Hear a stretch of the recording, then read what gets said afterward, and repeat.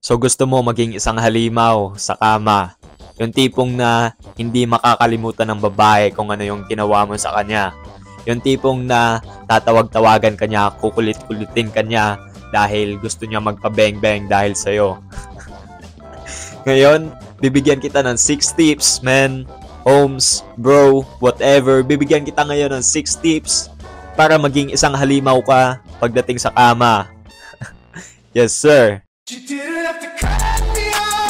Ako nga pala si Homeboy. Sana magustuhan nyo tong video na to at sana may mga information na makakabuti para sa inyo, na makakatulong para sa inyo. Unang payo ko sa iyo is pigilan mo yung sarili mo manood ng porn. Dahil ang pagnunood ng porn, tapos kapag binibang-bang mo na yung babae sa totoong buhay, magkaiba naman yung experience, man. Magkaiba yung pakiramdam. Okay, watching porn, tapos pagbibang-bang mo sa babae, ibang-iba yan, okay? And hindi ko alam kung napapansin nyo, pero pag nanonood kayo ng porn, pagkatapos agad na yun, parang wala ka ng energy, man, na nakaka-drain, okay? Nakakawalan ng energy kumilos. So basically, ang kailangan natin ma-achieve dito, pag hininto mo na yung pagnood ng porn, babawi ka sa totoong buhay, sa totoong experience. Kapag binibang-bang mo na yung babae dyan sa harap mo, kapag nandyan na yung babae sa harap mo, i-switch natin yung energy na gumagaling sa pagnood ng porn sa totoong buhay. Alam ko napakahirap gawin, napakahirap iwasan minsan yung pagnood ng porn, dahil nagkakaroon tayo, lahat ng mga lalaki, men, lahat tayo nagkakaroon tayo ng malakas na urge na manood ng porn, tapos alam mo yun, sa sarili natin. Pero men, mas masarap kapag yung babae mismo sa harap mo yung nagjajakal sa'yo, nagchuchupa sa'yo, men.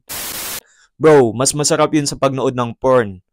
Okay, so conserve your energy na lumalabas dahil sa pagnood ng porn, and use it sa totoong buhay, sa totoong sex experience. Number 2 tip ko sa iyo is halikan muna bago anything else.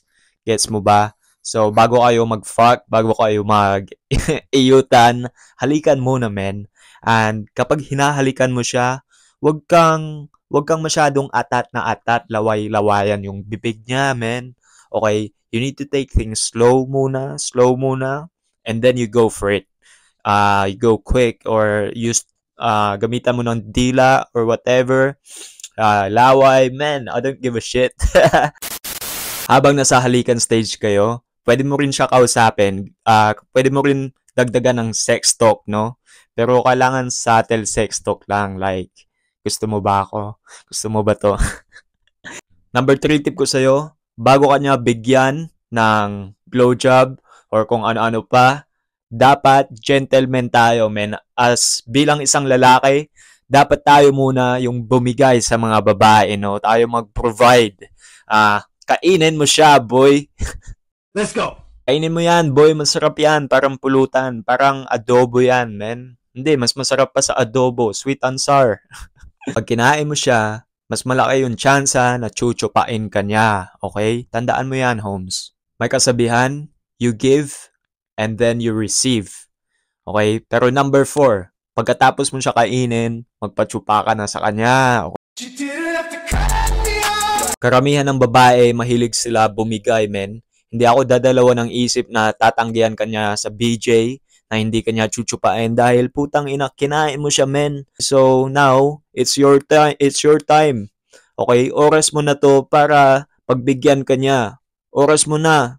You earn the reward, bro. Habang binibigyan kanya, bro, huwag kang matakot hawakan yung ulo niya. Huwag kang matakot ibaon yung bibig niya sa ilalim.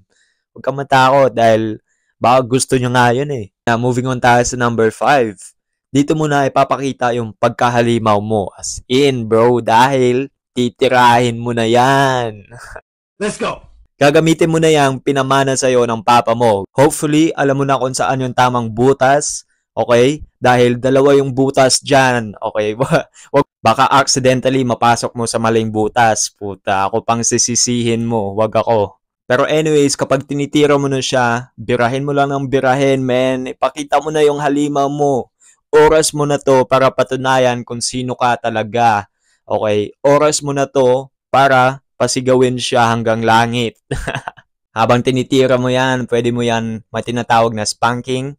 Ipaluin mo yung puwet na yan, paluin mo sa muka. Just get dirty, bro. Do what the fuck you want. Bagalan mo tapos bilisan mo. Iba-ibahin mo yung mga position ng mga pagtitira mo sa kanya. Number 6, ito yung last tip ko sa'yo. Enjoyin mo yung moment na yan. Enjoyin mo yung experience na yan. Yan yung dahilan kung bakit mo hininto pagnood ng porn dahil gusto mo gawin sa totoong buhay, hindi yung pinapanood mo lang sila sa cellphone mo, sa computer, sa laptop. Ipakita mo mismo sa babae na na-appreciate mo siya sa pagbigay ng katawan niya para sa'yo. Medyo nakakaiba yung content natin ngayon, men. Tangina. Pero ginamit ko lang tong video na to, ginawa ko lang tong video na to para sa views, para dumami yung subscribers ko, no? Pero more on self-improvement tayo. Kaya sa totoo lang, hindi tayo nakafocus sa bang-bang sa mga babae. Nakafocus lang tayo sa sarili natin, sa pag-angat natin sa buhay, sa pagkuha ng pera. Pero yun lang for me today. Nasabi ko na yung mga gusto ko sabihin. Sundin mo lahat ng 6 tips ko sa'yo para maging halimaw ka sa kama, para bumalik-balik sa'yo yung babae, para kulitin ka niya, para alam mo yun, makipag-bang-bang sa'yo, whatever. Pero sana nagustuhan nyo tong video na to. Yun lang for me today. Babush!